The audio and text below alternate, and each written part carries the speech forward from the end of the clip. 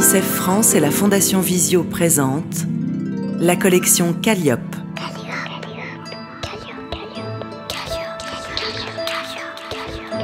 Des livres pour tous les enfants, y compris aveugles ou malvoyants. Chut, écoute. Tous pour une. Texte écrit par Nancy Gilbert. Illustration Léonie Kölsch. Kilowatt Édition. Chapitre 1. Imani. Imani est une fillette à la peau noire, avec 2 chignons hauts sur la tête et de jolies lunettes rondes toutes rouges. La fille aux lunettes rouges sur la photo de classe, là, derrière, c'est moi, Imani. J'ai 9 ans et je suis en CM2 à l'école Alexandre Dumas. J'adore ma maîtresse, Madame Mornou. C'est la meilleure des meilleures que j'ai jamais eue, de ma vie. Je suis sûre qu'on va tous pleurer quand on partira en 6e l'an prochain. La maîtresse est une femme aux cheveux roux coupés au carré et au visage souriant, constellé de taches de rousseur. Elle regarde gentiment Ewen, à genoux, à l'envers sur sa chaise.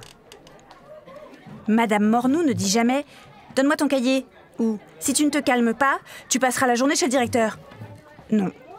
Même avec les élèves qui font le bazar, elle ne prononce pas ces mots-là. Elle préfère « Ewen, quand tu auras terminé de te balancer sur ta chaise, tu me préviendras, s'il te plaît. Je voudrais pas que tu te transformes en Tarzan. La classe n'est pas une jungle. » L'an dernier, je me faisais remarquer avec Monsieur Duclerc, en CM1, parce qu'il sentait mauvais et qu'il passait son temps à nous aboyer dessus. Un jour, j'ai organisé une révolte. On a tous bouché nos oreilles et on s'est mis à hurler plus fort que lui. Il est devenu tellement rouge que j'ai cru qu'il allait s'étrangler avec ses postillons. Mais il s'est levé et a commencé à taper sur nos bureaux avec sa grande règle rouge. On a eu tellement peur qu'on s'est tous arrêtés. Ensuite, il a demandé « Qui avait eu cette idée débile ?» Et Anne-Charlotte m'a dénoncé.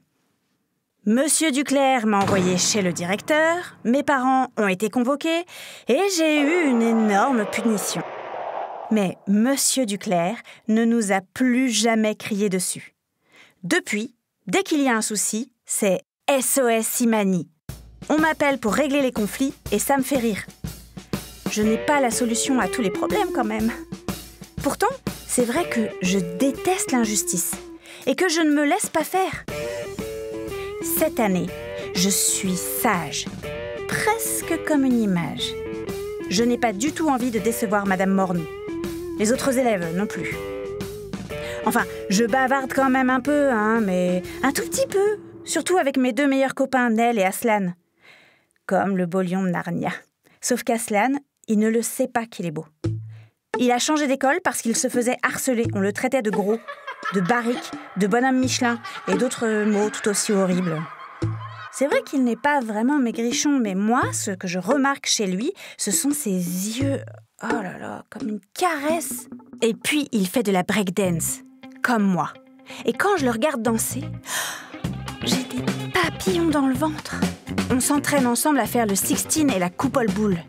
C'est une figure où le danseur ou la danseuse effectue une vrille sans les mains pour passer d'une épaule à l'autre.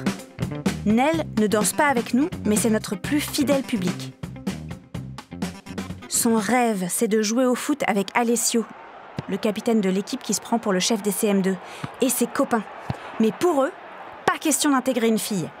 La cour, c'est leur domaine, et personne ne dit rien. Le problème de notre école, c'est que la cour est toute petite. Du coup, on a pris l'habitude de danser près du mur, de sauter à l'élastique près du portail, ou de faire un loup glacé entre les toilettes et notre salle de classe. Jeudi dernier, j'ai reçu un ballon sur la tête pour la 3e fois depuis le début de l'année. Et j'en ai assez. Chapitre 2. Aslan. Aslan a le visage rond, souriant, de courts cheveux bruns, les yeux bleus et des petites taches de rousseur. C'est arrivé comme ça. On était en train de répéter notre Smurf, un mouvement où le corps ondule, et soudain, Imani crie « Je vais aux toilettes ! Suis pressé !» La voilà partie, sauf qu'au lieu de contourner la cour sur le côté comme d'habitude, elle la traverse en plein milieu. Elle fonce vers Alessio et les autres à toute vitesse, comme si une abeille lui avait piqué les fesses. Et là, elle percute le ballon de foot qui retombe à ses pieds. Il y a un silence de plomb. Alessio, rouge de colère, s'avance vers ma copine, bras levés, comme s'il allait la frapper. Il hurle « Alessio, il n'est pas content du tout. T'as fait quoi là, espèce de débile? J'allais marquer un but !» Matteo le rejoint, scandalisé. Il crie à son tour « Pourquoi t'es venu sur notre terrain? T'es dingue ou quoi ?» Toute l'équipe encercle Imani, plantée devant eux, droite comme un piquet, sans bouger le petit orteil. Ils crient tous tellement fort que le maître des CE2, M. Jourdi, arrive pour les séparer et confisquer le ballon par la même occasion. J'entends les garçons traiter Imani de tous les noms.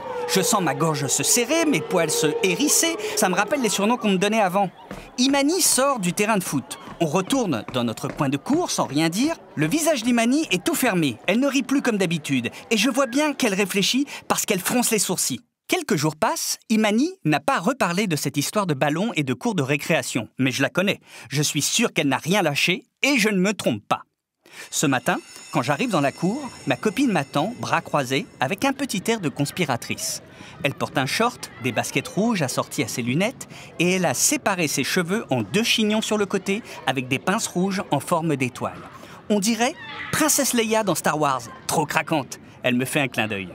Aujourd'hui, je suis en mode battle. Je fronce les sourcils. Contre qui? Elle me regarde en éclatant de rire.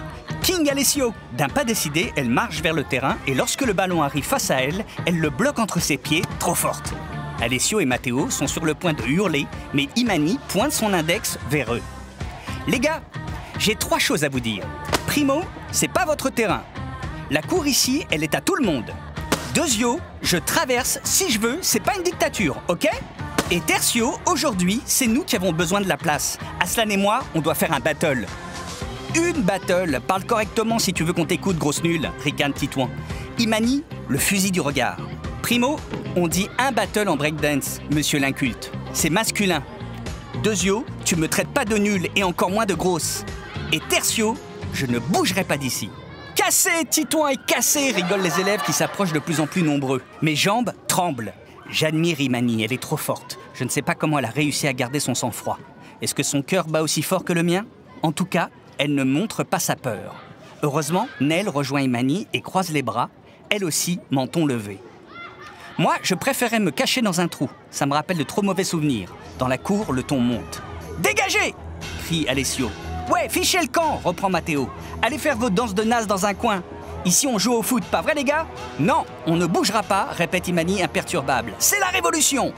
Alessio se jette sur elle, mais en 2 temps 3 mouvements, Imani lui fait une prise de judo qui l'envoie au sol. Oups! Dommage pour toi. Ma sœur Bintou m'a appris à me défendre. Tout le monde applaudit Imani. Même ceux qui aiment le foot. Le capitaine de l'équipe se relève. Il regarde ma copine d'un air mauvais et là, j'ai vraiment la trouille. La révolution, c'est bien dans les bouquins, mais dans la vraie vie, je trouve que ça craint. Chapitre 3. Nell. Nell a un doux visage, des yeux noisettes, des cheveux châtain clair coiffés en tresses et un bandeau bleu. Ça, c'est du 100% Imani. Elle ne m'a même pas demandé mon avis. La galère. Pourtant, je suis bien d'accord avec elle. On en a marre qu'Alessio et les autres fassent leur loi. Mais quand j'en ai parlé à ma mère, elle m'a dit « Laisse tomber, ça changera jamais. » Et si elle avait tort, finalement? De toute façon, impossible de laisser tomber maintenant. Imani a besoin de moi. Elle ne va pas occuper le terrain toute seule. Je m'interpose entre elle et Alessio.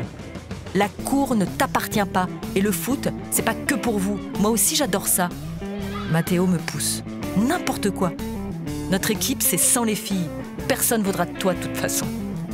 Heureusement, la sonnerie arrête tout le monde. Sauvé. Du moins pour quelques heures. Imani brandit le poing et me chuchote dans les rangs. Les maîtresses disent tout le temps que les garçons ont besoin de courir pour se défouler. Mais moi aussi, j'ai besoin de remuer sans arrêt. Pas toi? Oh si. Oh bah alors tu vois.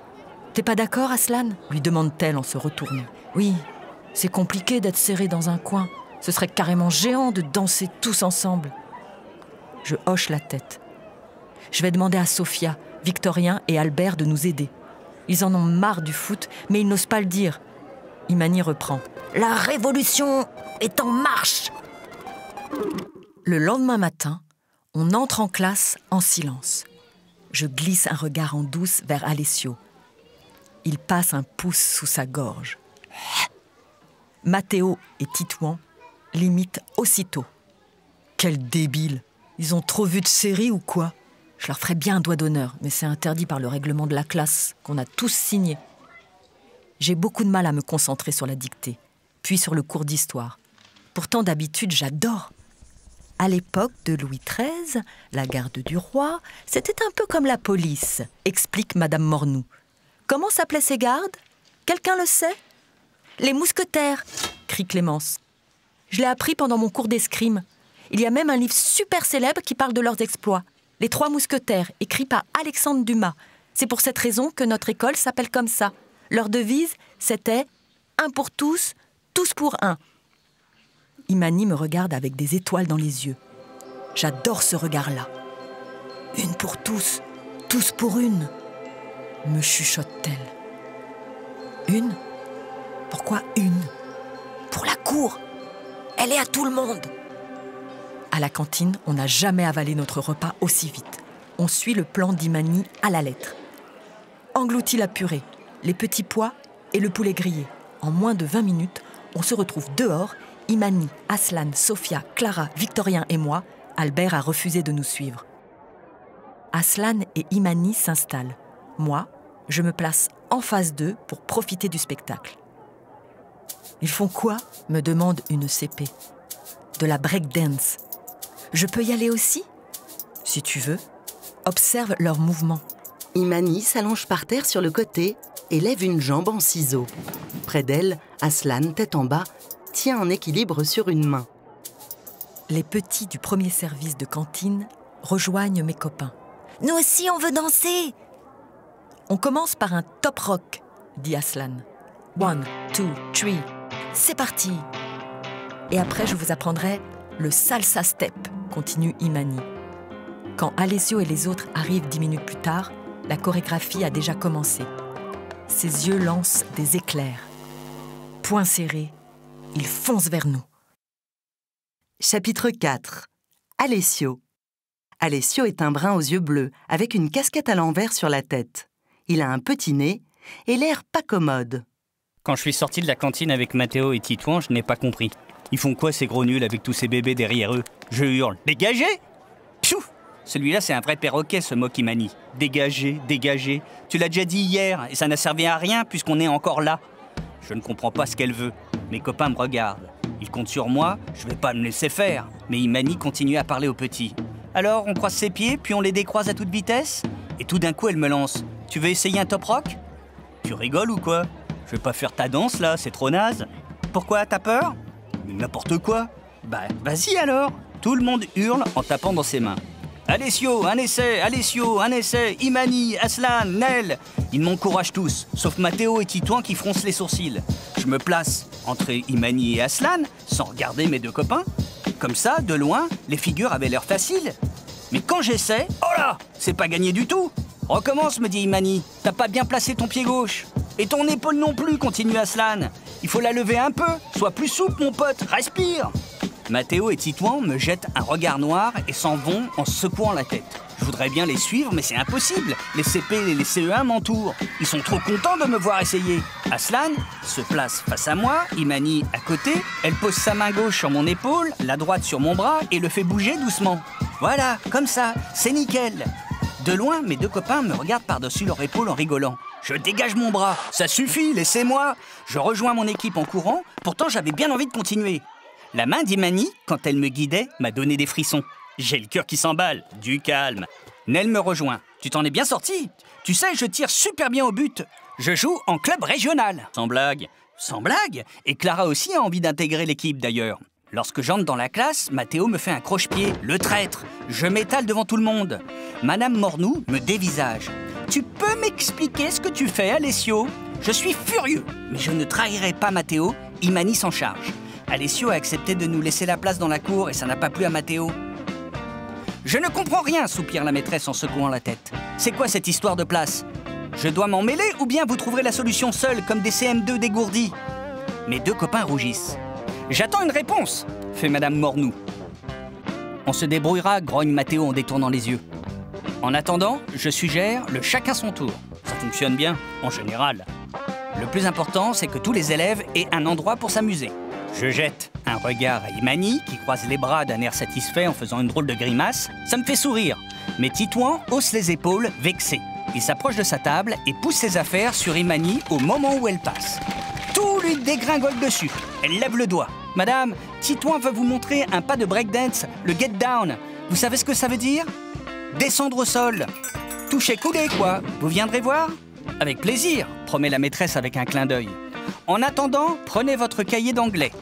Comment dit-on sauter? Titouan regarde Imani, la bouche ouverte. Il veut parler, mais aucun mot ne sort. Je chuchote à mon copain Mathéo. Si j'étais toi, je me ferais tout petit. Sinon, toi aussi, tu te retrouveras au milieu de la cour. On bouffe. Imaginez Titouan et ses grands pieds en train de faire un get down. Et en plus, j'ai envie d'apprendre ce pas aussi, moi. Finalement, c'était bien tout à l'heure, même si je préfère le foot. Et c'est là que Sophia intervient. Madame, le chacun son tour, ça marche aussi pour jouer au loup glacé? Parce que Victorien, Albert et moi, on n'aime ni le foot, ni la breakdance. Imani me regarde, les yeux écarquillés. On éclate de rire en même temps. Décidément, cette fille est vraiment spéciale. Finalement, cette idée de cours à partager entre nous tous, ce n'était pas une si mauvaise idée. À cet instant, Imani brandit le poing comme si elle avait lu dans ma tête. Une pour tous, tous pour une! Une audiodescription écrite et interprétée par Dune Cherville, avec les voix de Marie-Félix, Maurice Barthélémy et Marie Desgranges. Création sonore, Alexis Robin. Pour UNICEF France, dans le cadre de son prix UNICEF de littérature jeunesse 2025, et pour la Fondation Visio, qui vient en aide aux enfants et adultes déficients visuels.